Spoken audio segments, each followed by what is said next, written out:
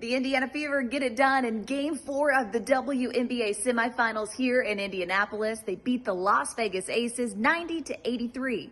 So now they force a winner-take-all Game 5 to clinch their spot in the WNBA Finals. This wasn't supposed to happen. The Indiana Fever were battered, undermanned, and written off weeks ago.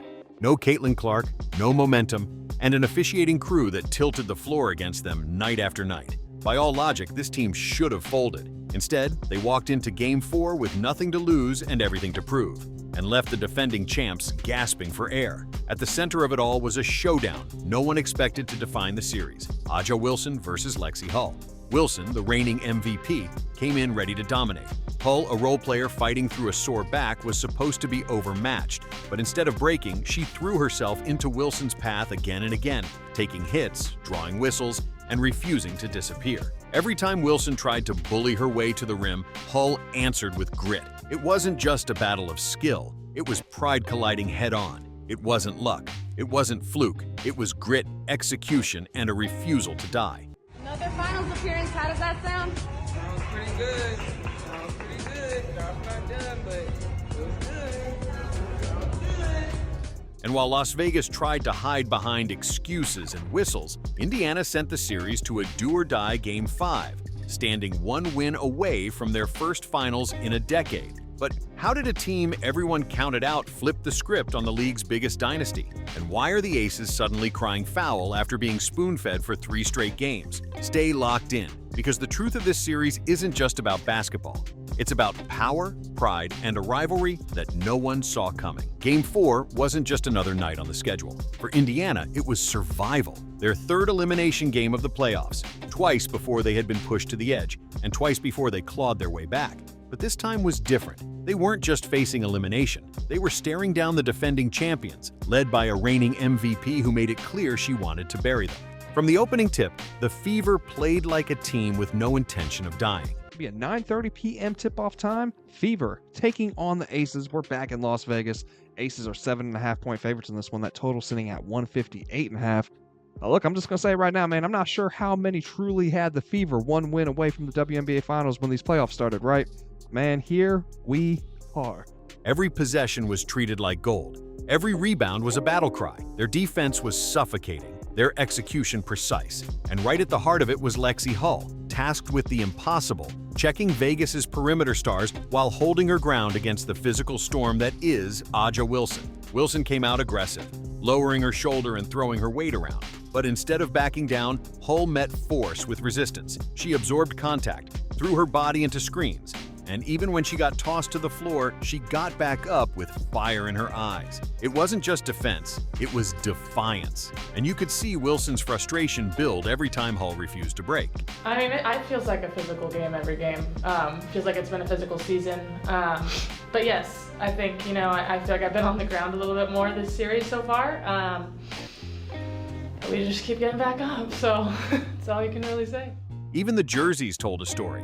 Indiana came out rocking their Stranger Things uniforms, and by halftime, it looked like those jerseys carried real magic. The swagger that had fueled the Aces all season, gone. In its place, irritation. Forced smiles that cracked after every whistle. And in the middle of it, Wilson glancing at referees in disbelief while Hull silently dug her heels in, daring her to push harder.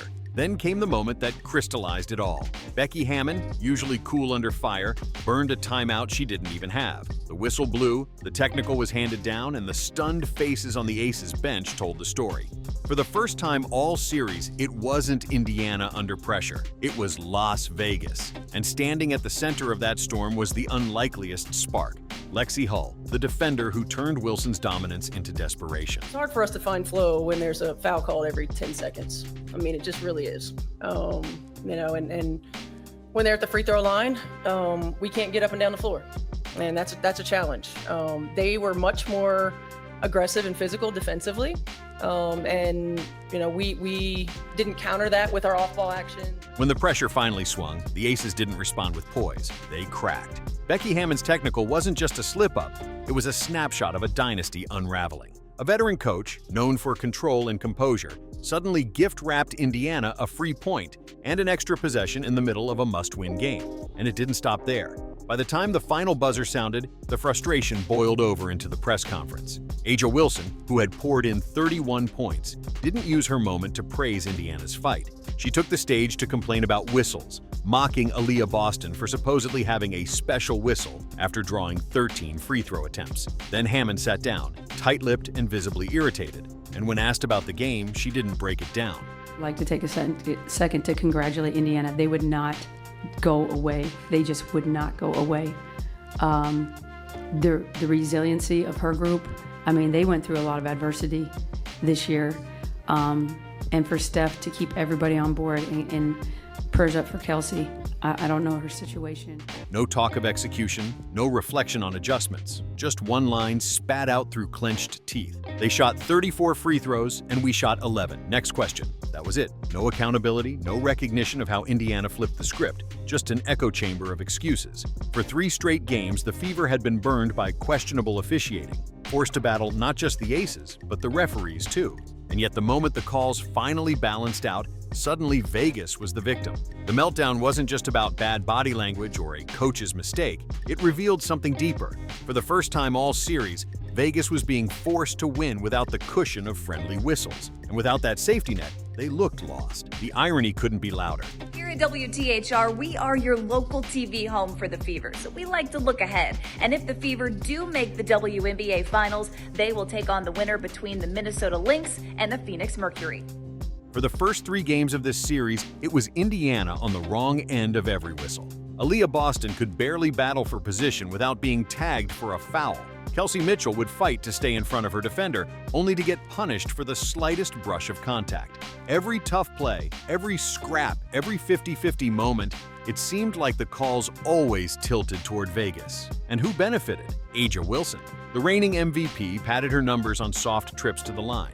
The Aces racked up freebies while Indiana had to scratch and claw for every single point. We're going to get a winner-takes-all Game 5 between an Aces team that started the season flat, right? Just 14-14 before going on a tear and winning the final 16 games to close out the regular season. Then you got the Fever. They're here despite never really having a healthy Caitlin Clark at any point this season. That was the real special whistle. But when Game 4 rolled around and Indiana finally flipped the script, attacking the rim, living in the paint, and actually earning calls, suddenly Vegas acted like the sky was falling. Wilson rolled her eyes and cracked sarcastic jokes. Becky Hammond sighed into microphones about how unfair the officiating was. The very team that had thrived on whistles for 3 straight games now wanted the world to believe they were victims. That's not bad luck, that's hypocrisy. And fans saw straight through it. Social media lit up with receipts, replay clips, and box score breakdowns proving exactly what Indiana had endured all series long. Game 4 wasn't a conspiracy. It was just the balance finally correcting itself. And that shift left Vegas scrambling. Because once you strip away the whistles, you're left with one uncomfortable truth. Indiana wasn't being handed anything. They were taking it. Strip away the excuses and look at the game tape. Indiana didn't survive because the refs bailed them out. They survived because they played smarter basketball. Aaliyah Boston set the tone by sealing deep in the paint, forcing defenders to foul or give up layups. Kelsey Mitchell and Odyssey Sims drove fearlessly, pushing into contact, making the Aces guard every angle at the rim. Even the role players attacked instead of settling. That's the blueprint for free throws. If you live in the paint, you get rewarded. Vegas, they fell into a trap of their own making. Wilson leaned on tough mid-range shots. Teammates floated around the perimeter. They stopped driving. They stopped forcing pressure. And when you don't attack the basket, you don't get whistles. Simple as that. The Fever weren't gifted anything, they earned it. The difference was strategy, discipline, and execution. Indiana punched the paint until the Aces cracked, while Vegas waited for whistles that never came. And here's the kicker. Those foul totals everyone was arguing about, they weren't even lopsided across the series. By the numbers, fouls were nearly identical between both teams. Yeah, Lexie, obviously you were a late add to the injury report today. Just how are you feeling this morning with your back, and what do you have to do to be able to play? I mean, I'm feeling sore still, but I think just a lot of treatment, trying to get, our bodies as ready as we can be. Part of playoffs, I think, for everyone. Game 4 just looked different because Indiana finally stopped playing Vegas's game and forced the champs to actually defend. That wasn't favoritism, that wasn't bias, that was Indiana rewriting the rules of the matchup and Vegas struggling to keep up. If Game 4 was a battle, Indiana's soldiers left nothing behind. It started with Aaliyah Boston, the anchor.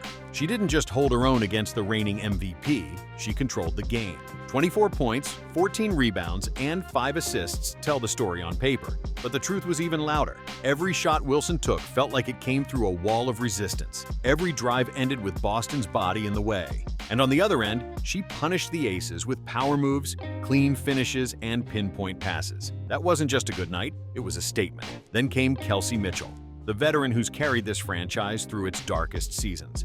With 25 points and ice-cold free throws in crunch time, Mitchell wasn't just scoring.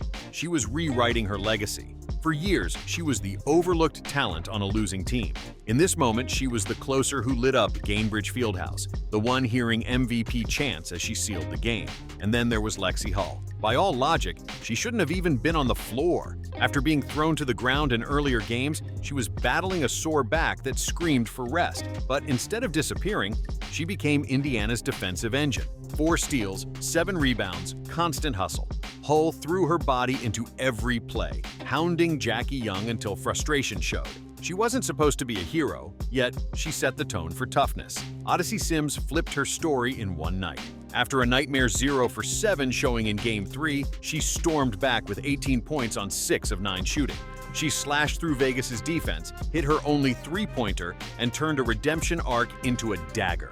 Without Sims, this game looks very different. And finally, Shea Petty. Her numbers, 7 points, 2 steals, don't leap off the page, but her impact was quiet control. When Vegas tried to rattle Indiana, Petty steadied the ship. She slowed the chaos, read the floor, and gave the Fever composure at the moments they needed it most. With our back cuts, so they took us out of our comfort zone. I mean, offense is about rhythm, it's about timing, it's about spacing. We allowed them to do that, and they kept us from doing it. Piece by piece, this group dismantled the defending champs. Boston with dominance, Mitchell with vindication, Hull with grit, Sims with redemption, Petty with calm. Together they turned "We over me" from a slogan into reality. What made this win so powerful wasn't just the box score, it was what it revealed about Indiana's identity.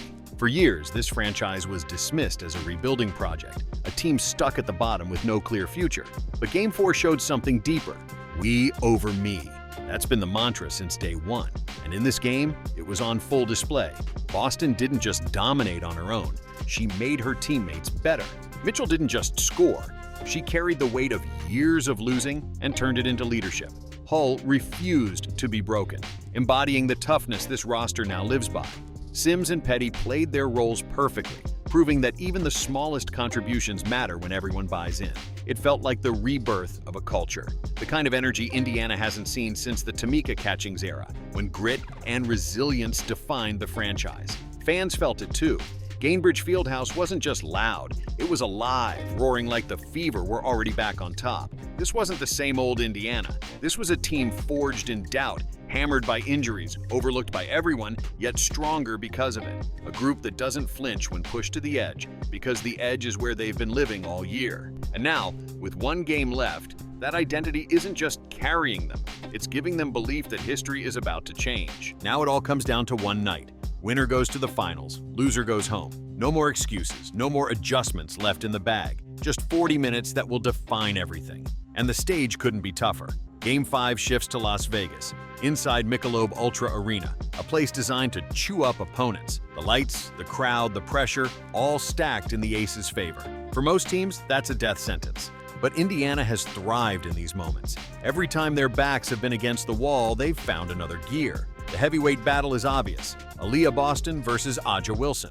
Boston just handed Wilson one of the toughest nights of her career, forcing her into contested shot after contested shot. Wilson will come out swinging, trying to bait whistles and break Indiana's front court early. But Boston has already proven she won't back down. Kelsey Mitchell will be just as important. Vegas is going to trap her, double her, do anything to take the ball out of her hands. If she breaks through those walls, Indiana's offense flows. If she stalls, the Fever stall with her. And then there's Lexie Hull. Her sore back could dictate the series. If she's able to hound Jackie Young again, Indiana gains a critical edge on the perimeter. If she can't, Vegas has a window. But here's the truth. Indiana doesn't need perfection.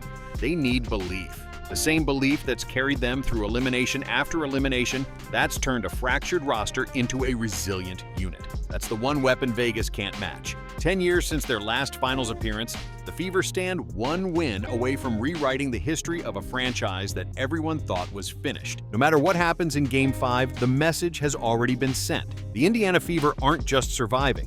They're redefining what it means to compete on the biggest stage. This is a team missing Caitlin Clark, limping through injuries, and playing with hardship contracts just to fill out the roster. And yet, instead of folding, they've pushed the defending champs to the brink.